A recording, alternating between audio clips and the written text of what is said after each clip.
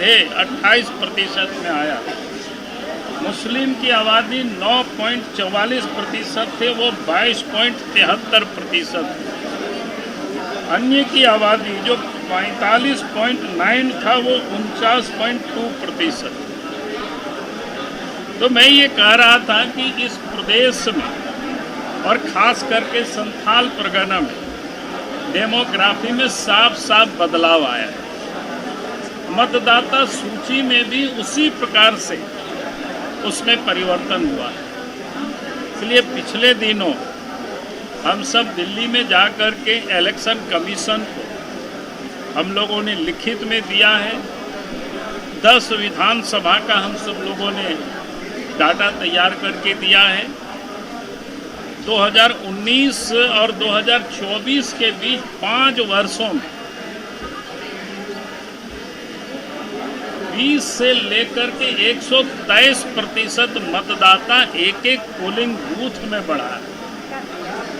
हम सब लोगों ने डिमांड किया है कि उसकी पुनरीक्षण किया जाए और हमने राज्य सरकार, राज्य के मुख्यमंत्री को भी पत्र लिखा है कि संथाल परगना में जिस प्रकार से आज झारखंड में डेमोग्राफी बदल रही है, उससे सबसे अधिक अगर नुकसान किसी को होगा तो पहला आदिवासियों को हो, क्योंकि आदिवासियों की लोकसभा और विधानसभा की सीट आबादी के प्रोपोर्शनेट रिजर्वेशन थे। उसी आधार पर सरकारी सेवाओं में भी रिजर्वेशन है एसटी और एससी के लिए। लेकिन आज जिस प्रकार से एसटी की पॉपुलेशन में गिरावट दिख रही है, तो मैं कह सकता हूं कि उनके रिजर्वेशन में भी आने वाला कल संकट, और इसीलिए सरकार को एसआईटी गठित करके उसको जांच करानी चाहिए। आखिर किन कारणों से इस प्रदेश में आदिवासियों की पॉपुलेशन में इतनी बड़ी गिरावट आई, उन कारणों को हमें ढूंढना चाहिए और उसकी हमें इलाज भी करनी चाहिए।